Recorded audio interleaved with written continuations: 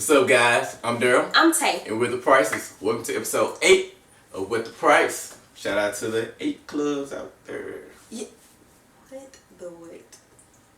Okay, have it your way. Go ahead. Oh, and also, happy Black History Month.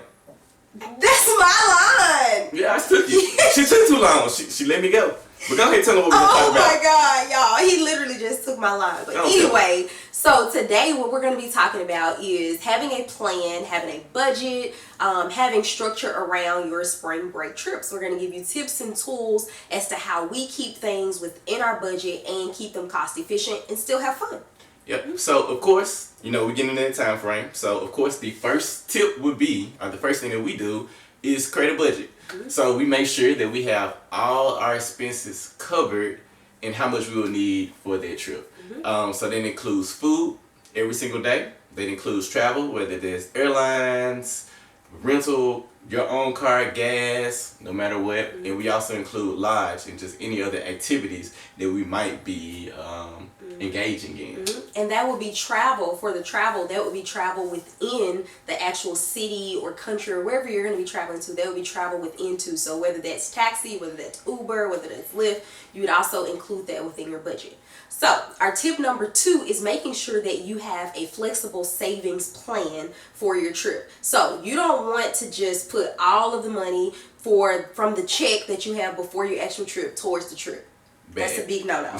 What you want to do is set aside money each time that you're getting paid for your trip. So you know that you get paid every 2 weeks. So every 2 weeks, if my budget is $800, I'm going to put $150 towards my trip fund every time that I get a paycheck. And that way you're not scrambling at the end to say, okay, this is the amount of money that I have. No, you can stick with your budget by having a flexible savings plan. That's tip number 2. So in order to get those numbers lower, that brings in tip number 3, which is choose the areas that are not heavily populated with tourists.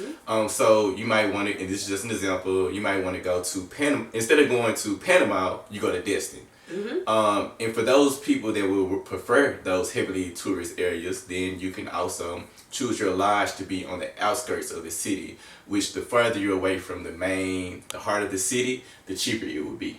So from what we have experienced. Absolutely. And everything is from what we have experienced, and everything is also what we do. We're not saying this is like the law of the land. No, this is just what we do. These are recommendations. These are tips to what helps us stay within our budget and ultimately pay off our debt. The next tip, which is 4. Tip number 4 is to use FlightWatch apps. So this could be Kayak, this could be Google Flights, this could be Hopper, which is my all-time favorite. And these apps will tell you exactly when to buy your tickets. It will tell you if the price is up this month or down this month. It will also project prices for you. So I really enjoy using FlightWatch apps because it tells me exactly when to buy my tickets. I have realized, and we all kind of know, it's kind of a known thing that flights are cheaper if you purchase them on Tuesdays, and also if you go or return from your trip on a Tuesday or Wednesday, flights seemingly are cheaper. And sometimes what I like to do is also mix and match airlines.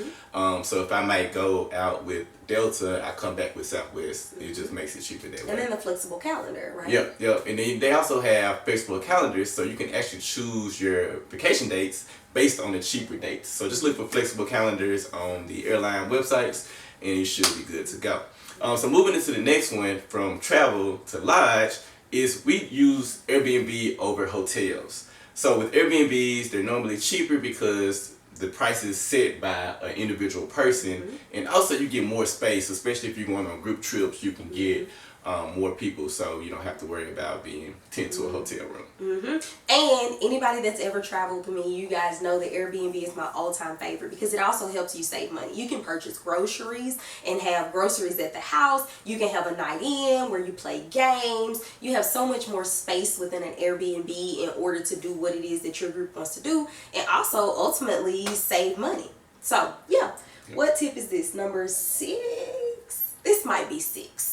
Maybe tip number 6.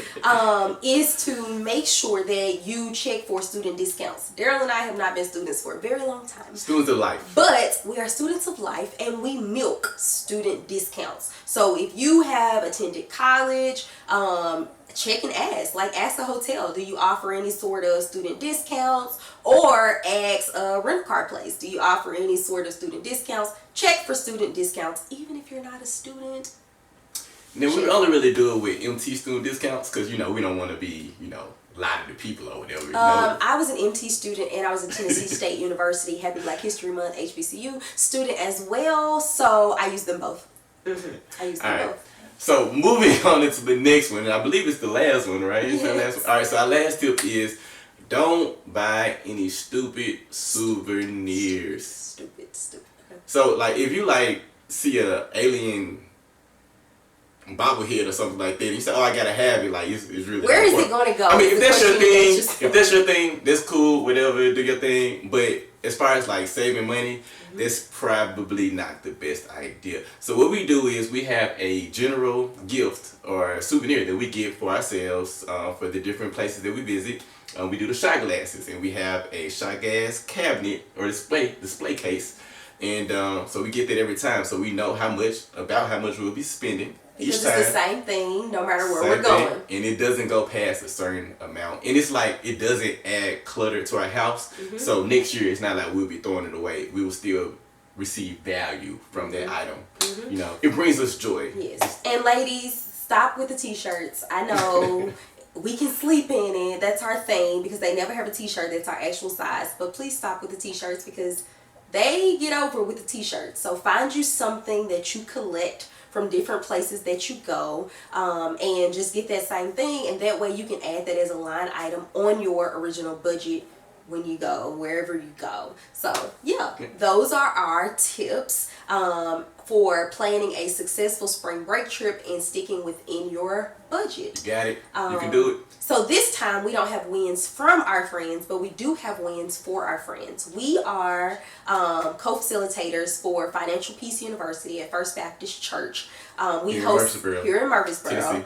Murfreesboro, Tennessee. We host this class on, we co-host this class on Wednesday nights at 6:30 at First Baptist Church. So if you would like to come, get some additional information, complete the Financial Peace University course in order to get on your way for eliminating your debt, then we welcome you to join us at First Baptist Church on Wednesdays at 6:30 for Financial Peace University. Yep. So that's our win for our friends, because if you utilize that, you'll be winning. Yeah, and let us know. We can get you signed up and get you set up with everything. Yeah, if you're interested, please let us know.